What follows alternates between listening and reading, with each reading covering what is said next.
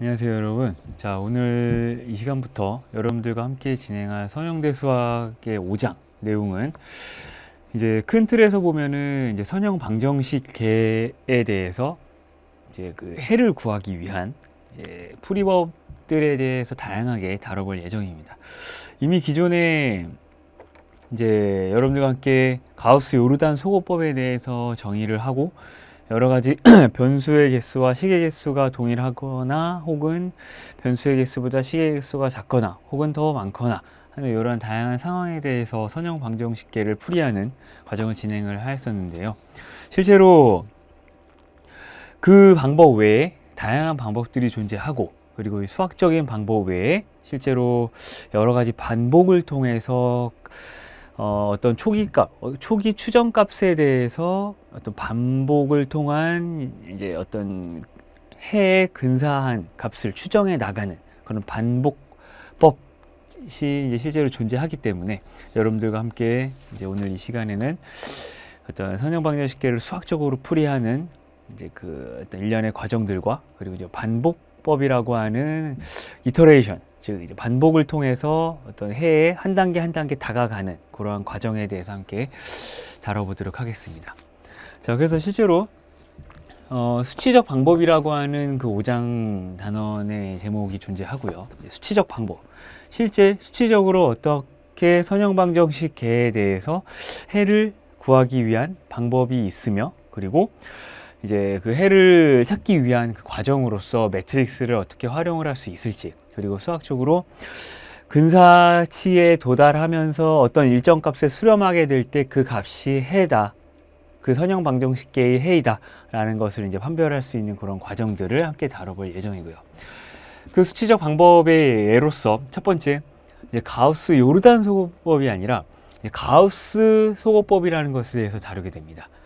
이를 통해서 이제 가우스 소거법은 가우스 요르단 소거법과 크게 다르진 않지만 이제 전진대입법, 뭐 역대입법, 이런 어떤 방향성에 대한 해를 구하는 과정을 통해서 여러분들에게 이제 선형 방정식 계의 해를 보다 손쉽게 구하는 과정에 대해서 이제 나눌 것이고요. 그리고 또한 선형 방정식 계는 여러분들 AX equals B라는 이러한 일반적인 형식을 가지고 있는데, 이때 요 A라고 하는 개수 행렬 자체가 어떤 두 개의 행렬의 형태로 분해가 될 수가 있다면, 그 두 개의 행렬의 성질에 의해서 우리가 뭐 전진대입법, 역대입법을 통해 그 이러한 선형 방정식 계의 해를 손쉽게 또 구할 수 있다라는 것을 나타내는 이제 LU 분해법입니다. LU 디컴포지션이라고 해서 이제 L과 U는 각각 로어와 어퍼의 약자를 써서 이제 아랫 삼각행렬, 이제 윗 삼각행렬 개념을 가지고 있고요. 각각 이 A라는 개수행렬이 이제 뭐 L 로어 트라이앵글러 매트릭스 혹은 어퍼 트라이앵글러 매트릭스로 분해가 된다면 이제 보다 손쉽게 이제 선형 방정식계의 해를 구할 수 있다라는 것을 이제 5장 2절에서 함께 다룰 예정입니다. 그리고 이 이후에는 이제 반복법이라고 해서 주어진 선형 방정식계의 개별적인 수식을 이용해서 보통 컴퓨터에서 많이 활용이 되고 있는 것인데, 컴퓨터는 사람보다 계산의 속도가 굉장히 빠르죠. 그 반복을 통해서 지속적인 반복을 진행을 하되 일정하게 주어진 선형 방정식계의 규칙을 이용해서 일정 해에 도달하게 수렴을 시키는 겁니다.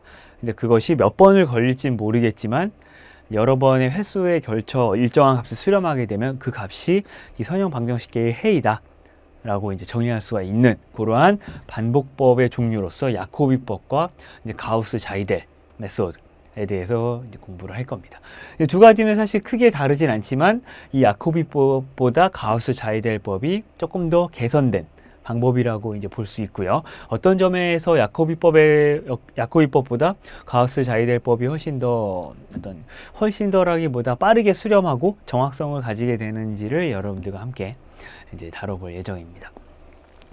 실제로 여러분 이 반복법이라고 하는 거는 여러분들이 이제 컴퓨터 자체에서 공학적으로 많이 활용이 되고 있는 소프트웨어를 이용해서 뭐 C 언어라든지 매틀랩을 이용해서 코딩을 통해 여러분들이 이제 선형 방정식이라고 하는 것이 어떤 대상 시스템을 해석하기 위해 도출된 수식들이 쭉 있다면 그 수식들을 이용해서 이게 좀 그렇게 우리가 손쉽게 이런 어떤 가우스 소거법이나 엘류 분해법으로 선형 방정식계로서 이제 잘 표현이 풀리지가 않는다라고 한다면 컴퓨터의 힘을 빌어서 이 메소드를 이용해서 코딩만 잘 해주시면 바로 어렵지 않게 수렴시키면서 해를 구할 수 있는 과정으로 여러분들이 이제 해를 도출하실 수가 있을 겁니다.